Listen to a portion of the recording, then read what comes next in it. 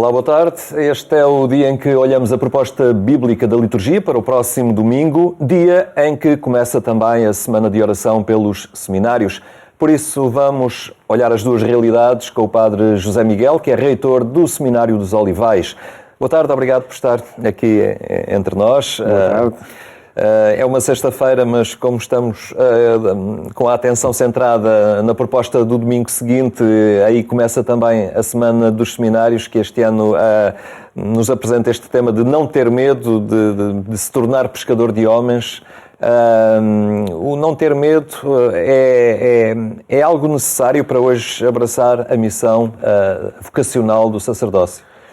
Sim, o tema é retirado da palavra do Papa nos Jerónimos, a terceira opção, e de facto, num mundo onde tantas vezes há algum cansaço, algum desânimo, algum sentimento que, pelo menos aqui no mundo ocidental, que a religião às vezes está em recuo, também com as situações das guerras, com as situações climáticas, com todos os desafios que o mundo atravessa, é muito normal que às vezes assumir assim missões e compromissos que empenham a vida toda e que têm claramente uma visibilidade pública para propor caminhos de transformação e caminhos novos, possam deixar perplexos aqueles que se sentem inquietos com essa questão. E por isso o não tinhas medo é uma palavra de facto reforçada. É de todos os tempos, foi Jesus que a disse, mas é reforçada neste tempo, sim.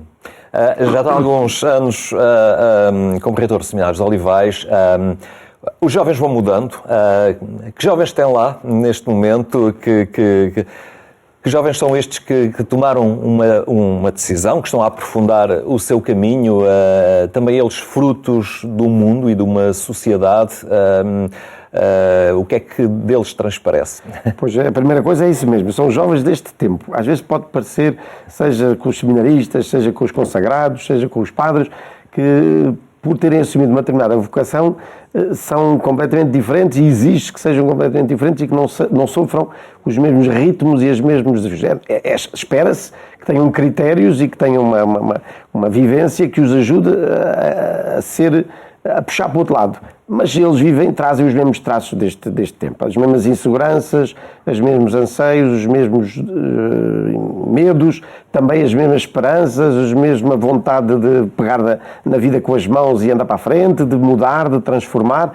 Depois os embates de sentir que as ilusões às vezes não têm consequência, ganhar maturidade, têm todos estes desafios. Também nas questões afetivas dos contextos familiares de onde vêm têm muito peso, como têm nos outros jovens, as questões da doença, ou pelo menos da saúde e do equilíbrio emocional e mental, também têm os mesmos desafios que os outros sentem. E estas são dimensões que também devem ser muito trabalhadas no ambiente seminário. Não é entrar no seminário e começar a estudar teologia, esquecendo tudo o resto. Claro que não. Aliás, os processos de entrada no seminário cada vez mais têm caminhos prévios de acompanhamento, seja do ponto de vista psicoemocional e da estabilidade psicoafetiva, seja também da experiência eclesial que se traz. Por isso é que depois surgiram os tempos propedêuticos, que são um tempo de paragem, um tempo de um aprofundamento de uma vida comunitária de 1 ano ou 2, antes de iniciar o processo de seminário, exatamente para que essas questões sejam vistas com profundidade. E depois, durante todo o processo de formação, também não é só a questão teológica, nem a questão das competências pastorais. É, de facto, uma questão de profundidade e de solidificação de uma estabilidade emocional, humana, relacional, e até, também de um horizonte de esperança que brota da fé. A Semana dos Seminários, ao fim e ao cabo, alarga um bocadinho esta dimensão para lá do espaço físico seminário e dessa comunidade específica, envolve as comunidades cristãs e sintoniza-as com este núcleo de preparação também dos futuros sacerdotes. É importante, a comunidade é crucial para a vitalidade do seminário. Sim, e as comunidades já estão envolvidas, não tanto quanto era necessário, não tanto quanto desejado, mas as comunidades já estão envolvidas no dia-a-dia do seminário, seja porque há parcerias que o seminário tem, o seminário não faz tudo, não é uma instituição total que faça tudo. A formação é com a Católica, outras instâncias de formação completam com pessoas que vão lá, o ano pastoral é com vários professores que vão ao seminário e que dão essa formação, a iniciação pastoral e a formação pastoral é nas comunidades cristãs, e não é só ir fazer atividades, é passar lá o sábado e o domingo, ou a sexta, sábado e domingo, e conviver com os adultos e com os jovens e com as diferentes pessoas que cruzam a vida das comunidades. E, portanto, esse envolvimento já existe. Devemos encontrar formas de aprofundá-lo e de trazer mais o empenhamento de todos no cuidado dos seminários e da formação sacerdotal. E é de lá que chegam os jovens, é de lá que vêm as vocações, não é? Sim, muito plurais, origens muito plurais, portanto, ainda há alguns que vêm de paróquias, cada vez mais há gente que vem ou de movimentos ou até de percursos individuais, onde determinadas experiências intensas os levou a procurar primeiro alguns grupos de identificação e depois a seguir a pôr a questão do sentido da vida e a perguntar se é por uma consagração de vida ou não. Às vezes, nesses processos prévios de admissão, uma das importâncias é dar-lhes alguma consistência comunitária. E depois o seminário também procura isso, oferecer, sobretudo, a consciência de que no mundo hoje tão marcado por partidarismos e por blocos e por eu faço grupo com os que pensam como eu e nós somos os bons contra os outros que estão errados, é muito importante que a experiência de fazer comunidade com aqueles que eu não escolhi, mas que aprendo a amar porque me são dados e a pensar com a diferença. E isso também, as comunidades do seminário procuram fazer isso porque a proveniência é múltipla. E muitos entram hoje no seminário já trazendo cultura académica de diversas áreas, e isso acaba por enriquecer bastante também. Sim, temos isso, temos os que vêm do secundário, temos os que vêm do meio universitário, temos os que vêm já profissionalizados. Depois temos, na maior parte dos nossos seminários, não está só uma diocese, portanto temos mesmo configurações socio-eclesiais diferentes, consoante as diferentes dioceses, e algumas até temos pessoas que vêm de outros países e de outras culturas, como no caso dos Seminários Olivais, que temos gente que vem da África e gente que vem da Índia.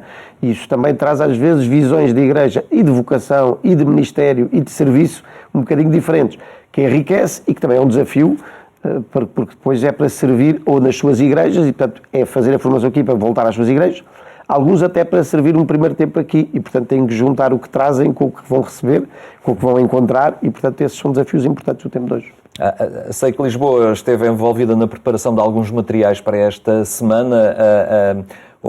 Qual é que é o desafio que se propõe fazer e viver para assinalar às comunidades, para assinalarem esta Semana dos Seminários?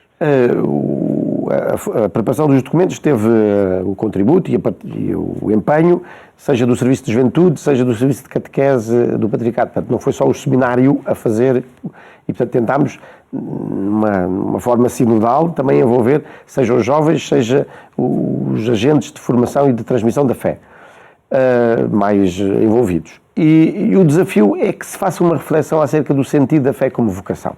Que se pense que a vocação não é só decidir o que é que eu vou fazer, mas tem a ver com o sentido mais profundo da existência, em que nós nos descobrimos no mundo e na vida fruto de uma iniciativa de outro e chamados também a descobrir mundos projetados para outro.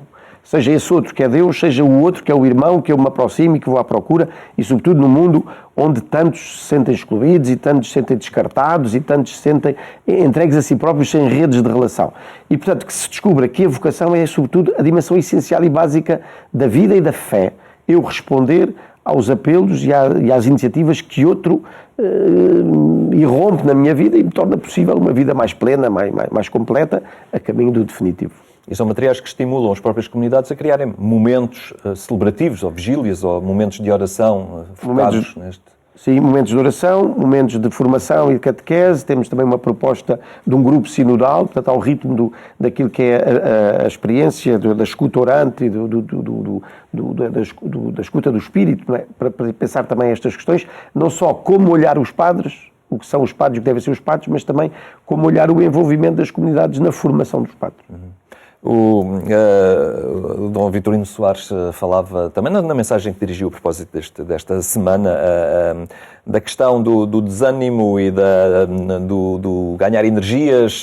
Na realidade, quando se experimenta o desânimo, é na altura em que cada um é desafiado também a encontrar a força e o dinamismo necessário para retomar caminho, não é? É uma ginástica que o sacerdote é chamado continuamente a fazer no seu ministério. Sim, o sacerdote e todos os adultos da fé, não é? Todos. Porque, de facto, a vocação não é só apenas pôr a render as nossas capacidades humanas, os skills ou as competências. É, de facto, construirmos conjuntamente um caminho que acredita na graça e no primado da graça de Deus, que depois se traduz nas relações e nos empreendimentos na vida humana. E, portanto, é esta aliança entre as duas dimensões que há de ser a renovação do ânimo, da alma, do espírito mais profundo, que depois nos permite superar as necessárias, as reais dificuldades que sempre aparecem. Muito bem, a Semana dos Seminários começa domingo e é o 31º domingo do Tempo Comum. Vamos escutar o Evangelho. Naquele tempo, Jesus falou à multidão e aos discípulos, dizendo: Na cadeira de Moisés sentaram-se os escribas e os fariseus. Fazei e observai tudo quanto vos disserem, mas não imiteis as suas obras, porque eles dizem e não fazem. Atam fardos pesados e põem-nos aos ombros dos homens, mas eles nem com o dedo os querem mover. Tudo o que fazem é para serem vistos pelos homens.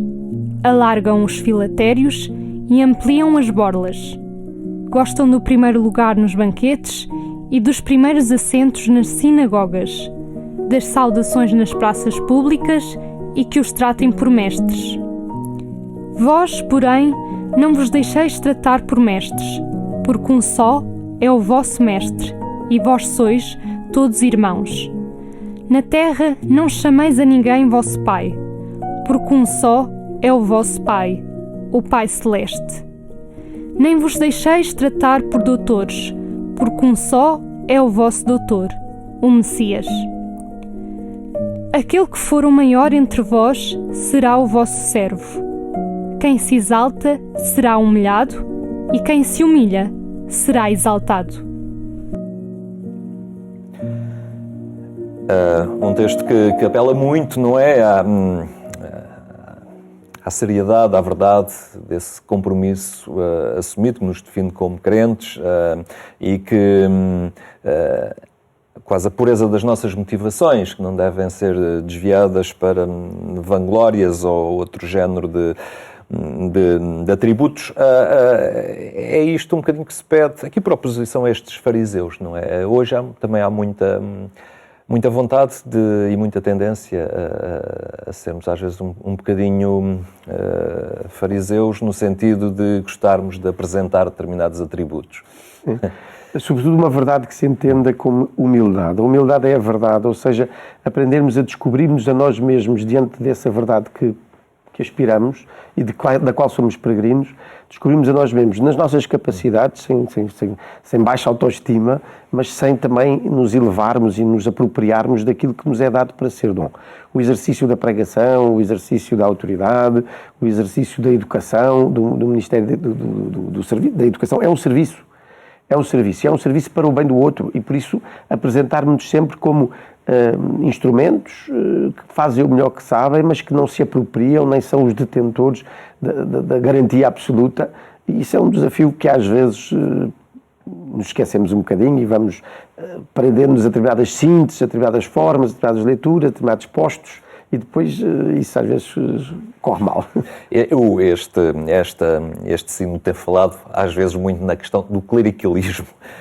E aqueles que se preparam num seminário, esta questão do poder e da sua presença futura numa comunidade, e como referia há pouco, é muito este saber que as capacidades não estão apenas em nós, mas que recebemos-las de alguém, não é? E é na confiança permanente nesse alguém que desempenhamos a nossa missão, não por aquilo que somos, mas por aquilo que o outro nos permite ser.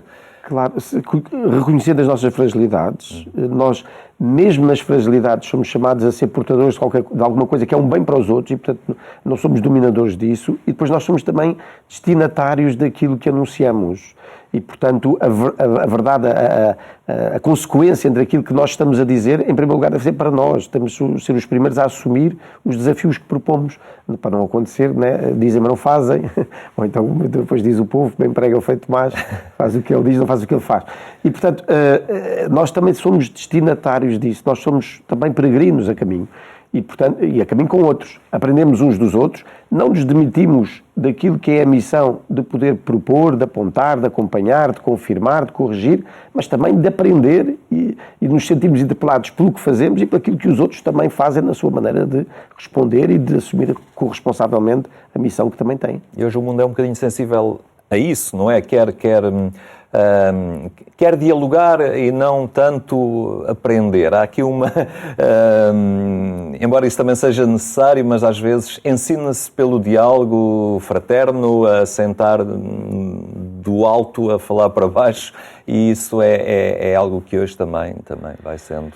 É verdade, para o bem, para o que isso tem de bom, no sentido de uma fraternidade mais efetiva, onde nós aprendemos uns com os outros, também com isso tem de risco. Às tantas acharmos que aquilo que temos a dizer já é o que tínhamos a aprender e, portanto, não temos mais nada a aprender e basta cada um dizer as suas coisas que acha e depois cada um fica na sua mesma e perdemos a capacidade de aprendermos e de querermos crescer e até às vezes da conversão, porque a conversão continua a ser uma proposta do Evangelho para todos, não é? O Nosso Senhor veio propor uma conversão ao Evangelho. É difícil fazer essa gestão. Pois é. Desde que o homem é homem, que o desafio está aí, mas temos ferramentas e temos instrumentos para isso, de que a vida fraterna, de que a palavra de Deus, de que a caridade, o serviço, os sacramentos são ferramentas importantes, são instrumentos importantes. A primeira leitura do livro de Malaquias também a apontar o dedo àqueles que se afastaram do caminho, que não são fiéis ao fim e ao cabo à sua missão. Isso também é algo que é um risco inerente a qualquer sacerdote hoje em dia, mas perceber o peso da missão também, a responsabilidade que se tem da fidelidade a este compromisso assumido. Sim, aí é um reprimendo até aos sacerdotes, mas sobretudo refocando-nos na aliança, porque depois a questão do texto é que fomos desleais aos outros porque desvirtuámos-nos da aliança. A lei antiga, não vale por si, ainda que ela depois esteja ordenada a Jesus Cristo e só mais tarde é que eles vão percebendo essa revelação, mas a própria lei está ao serviço de um caminho de aliança. E a aliança é que é fundamental. E a aliança é um caminho onde não somos todos iguais, onde cada um tem o seu estádio, mais à frente, mais atrás. O próprio Deus faz aliança com os homens e o Deus não é igual aos homens, mas é real aliança, não é fingir.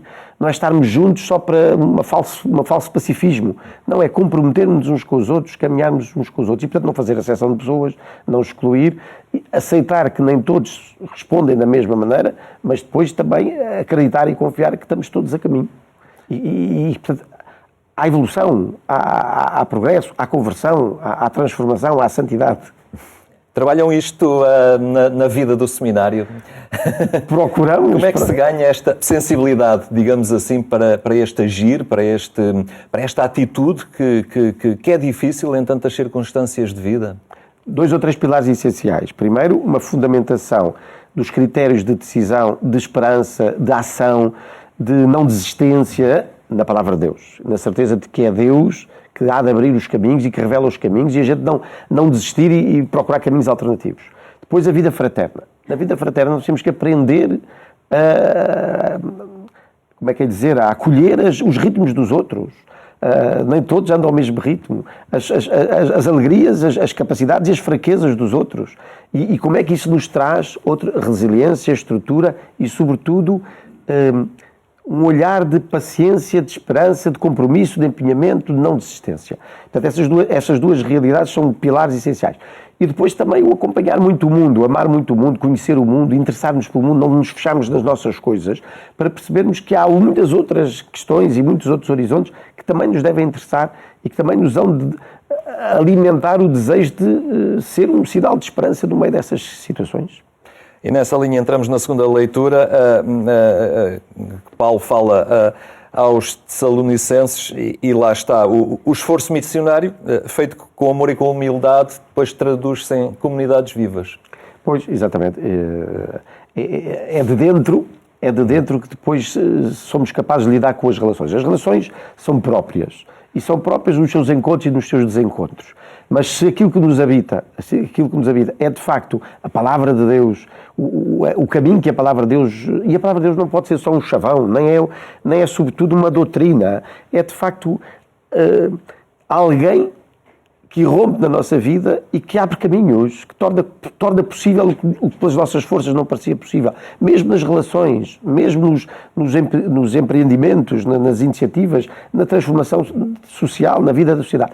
Perceber que há alguém que se interessou, está interessado, veio até nós, caminha connosco e abre caminho. E se isso nos habita, então nós somos capazes de ser uma esperança viva, uma esperança viva que não depende de nós, mas daquele que nos acompanha, que nos antecede e que é a meta. Mas tantas vezes confiamos demasiado em nós, não é? E o mundo ensina-nos isso. Estudamos e adquirimos técnicas para melhor performance, de convencimento dos outros. Mas isto não interessa nada ao padre, ao sacerdote. Tem que criar espaço em si para que Deus fale através dele aos outros. Sim, mas é preciso que o padre não seja desencarnado. Eu acho que o padre aprende com as ciências e com os saberes do mundo, aprende a melhor servir o anúncio do Evangelho. Portanto, não somos... Essas são as coisas da sociologia e da economia, não interessa nada ao padre. O padre é só o homem do Espírito. Não.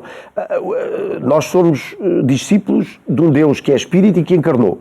E, portanto, tornou a realidade humana e a realidade deste mundo realidade onde Deus se manifesta, onde o definitivo irrompe e torna possível que nós caminhemos para lá. E, por isso,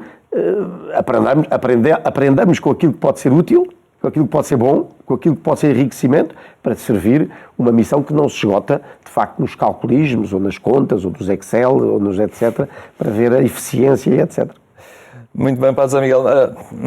À beira da Semana dos Seminários ficámos a saber a densidade, a beleza, também a riqueza do que é o percurso que se faz nos anos em que se está no seminário, certamente.